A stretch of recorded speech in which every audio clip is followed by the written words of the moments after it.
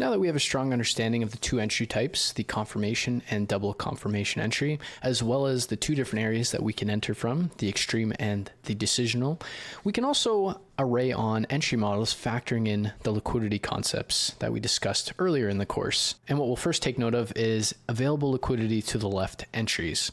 If there is liquidity to the left of a supply or demand zone on the same time frame, the process of price interaction with that supply or demand zone would be enough to satisfy the liquidity being swept. Then entries could be made right in the zone without the need to create or sweep any more liquidity. This was something we discussed in the advanced liquidity concepts and is nothing new at this stage. But what we can start to do is array on our different entry types and areas to enter from to give more clarity on how we can look to trade these particular situations. So in this example, we have available liquidity to the left. We have a demand zone. And in this example, we have a demand level with liquidity available to the left. We have structural liquidity. We create this higher high and price is trading down into a demand level. And as we can see, the structural liquidity to the left is swept as price interacts with demand. So if we look at this particular graphic here, and as we can see, we have the entry types and areas that we can look to trade from in these certain situations. So we have our confirmation entry, our entry levels at the extreme, and our entries at the decisional level. And we have our double confirmation entry where we are entering at the extreme and we are entering at the decisional level with a double confirmation entry. So if we look at the confirmation entry, what we can see is price trades into this higher time frame level of demand. Because we've swept liquidity to the left, we're under the impression that no liquidity necessarily needs to be created to the right. So what we can see is that price takes out this last point of supply, which creates our tradable demand level. Price then trades into that demand level. This is where we would look to execute long and take the trade. If we're looking at a decisional entry, similarly, we have price interacting with that higher time frame level of demand. Because price has swept liquidity to the left, no liquidity is needed to be built to the right. And as we can see, price reacts off of the last point of supply. We get the initial reaction, the extreme of the reaction leg, the failure of that initial reaction, and then price trades lower, sweeping this reactionary level of liquidity, which allows us to trade from the decisional level and creates our tradable zone, and we look to trade into that zone. Again, all of this is just building upon the two entry types, the confirmation and the double confirmation entry, as well as when to trade the extreme versus the decisional levels. This is just arraying on a certain price action situation that you can take note of using advanced liquidity concepts. If we look at double confirmation entries, we can see again, price taps into our higher time frame level of demand that is swept liquidity to the left. Price causes the last point of supply to fail, which creates our first level of respect demand level. Price then starts to trade into our first level of respect. The first level of respect holds, causing our last point of supply to fail, and then price trades down into our newly created demand level that we can look to execute from at the extreme. Now, if we move on to a decisional level double confirmation entry, we can see that price taps into our level of demand. The last point of supply fails. We create a higher high. Our first level of respect is formed. Price then trades into this first level of respect. We react, trading into a previous level or the last point of supply. We get that initial reaction. The extreme of the reaction leg, the failure of the last point of supply, which creates structural and reactionary liquidity. Price then trades lower, sweeping this liquidity. The decisional is now swept liquidity, as well as the extreme sweeping liquidity, and price causes the last point of supply to fail, which forms our tradable demand level. Price trades in. This is where we would look to execute long. Now, similarly, in a supply situation, we can see that we have a supply zone. We have a reaction to the last point of demand, the initial reaction, the extreme of the reaction leg, and the failure. This creates structural and reactionary liquidity. Price then trades higher, sweeping the structural liquidity to the left, and this is where we would look to prompt our entry. Again, if we're looking at a confirmation entry, we can see that price taps into the higher time frame level of supply, gives a reaction. The market trades lower, breaking the last point of demand. This creates our tradable supply level. Price then trades into this supply level, and this is where we would look to enter. If we're trading at the decision level, similarly, price trades into the higher time frame level of supply. We trade into the last point of demand, give an initial reaction, extreme of the reaction leg, the failure of the initial reaction, and then price then trades higher, taking out the extreme of the reaction leg, sweeping that as liquidity, and then price trades lower, creating our tradable zone, and then price comes into our tradable zone and we look to take short. Again, because we have taken liquidity at the extreme as well, even this wouldn't be in theory necessary, but as we can see, refer to the extreme versus decisional graphic for various entry variations, as this video would be far too long and there would be far too many examples that we could take note of in this particular situation. And then finally, double confirmation entry. We have price trading into a higher time frame level of supply. We get that reaction. We trade lower, breaking the last point of demand. This creates our first level of respect supply zone. Price then begins to trade into that first level of respect supply zone. It holds, causing the last point of demand to fail.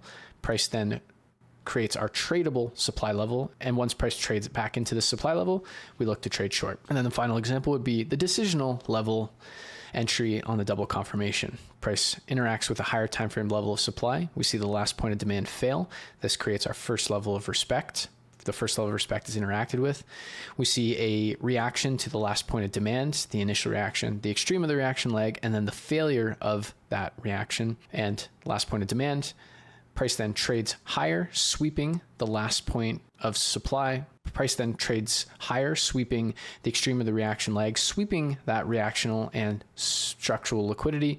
Price then trades lower, creating our tradable supply zone. When price trades into the supply zone, we can look to execute to go short in the market.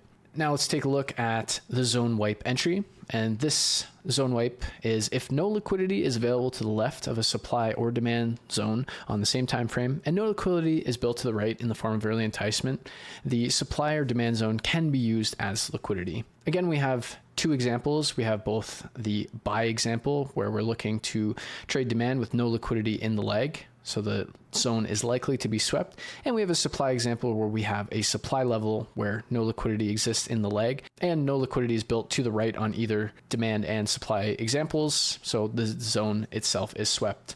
And as we can see in this, we have examples of all of the entries, the confirmation entry and the double confirmation entry trading from the extreme as well as the decisional. So as we can see, price trades below the higher time frame demand level, sweeping it, creating that zone wipe. Price then trades higher, causing the last point of supply to fail, and we look to take a long position on this newly created demand level. If we're looking at the decisional entry, what we can see is price creates that zone sweep. Price then starts to trade higher. We react off of the last point of supply, the initial reaction, the extreme of the reaction leg, the failure of that initial reaction, and then price trades lower, sweeping below this reactionary form of liquidity, then causing price to trade higher, seeing that last point of supply failing, and we look to take entry on the newly created demand level. Now, one thing to point out and to note is taking a confirmation entry on a zone wipe can be inherently risky, as we are trading with the anticipation that that demand level is in fact going to hold, and we're predicating the fact that the demand zone is holding based on a lower time frame level of supply failing and not seeing demand hold first. This is why a double confirmation entry would be a better route to take, where we see price create that zone wipe. We see that last point of supply fail, which creates our first level of respect. Price then trades down into that first level of respect. This causes a reaction that takes out the last point of supply prior to the first level of respect, creating our tradable zone, and we look to trade long on this newly created demand zone. And what we can see is demand has now taken control and we're seeing supply zones failing.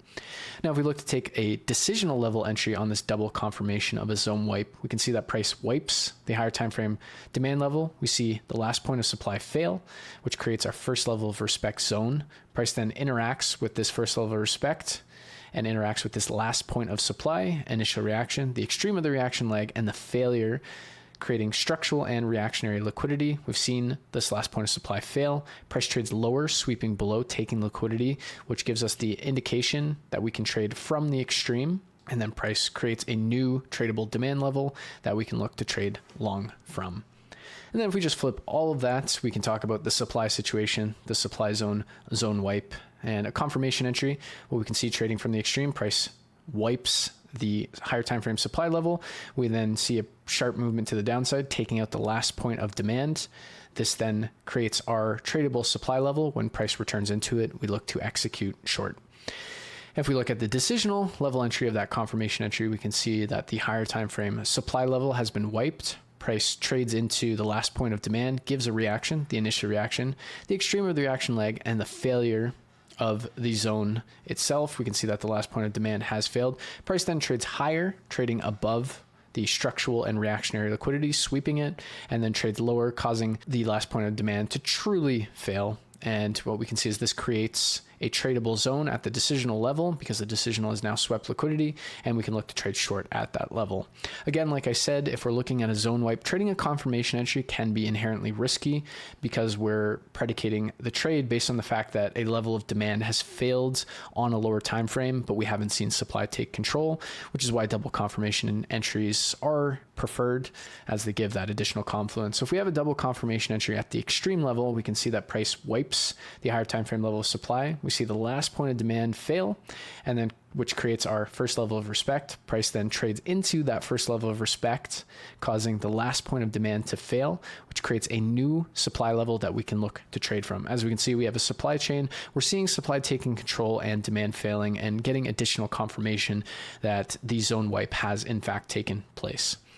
And then the final one is the decisional entry double confirmation. We get that zone wipe. We see the last point of demand fail. Price then trades into that first level of respect. Price then trades away from the first level of respect, reacts off of the last point of demand, gives that initial reaction, the extreme of the reaction leg, and the failure, which creates reactionary as well as structural liquidity. Price then trades higher, taking out the structural liquidity.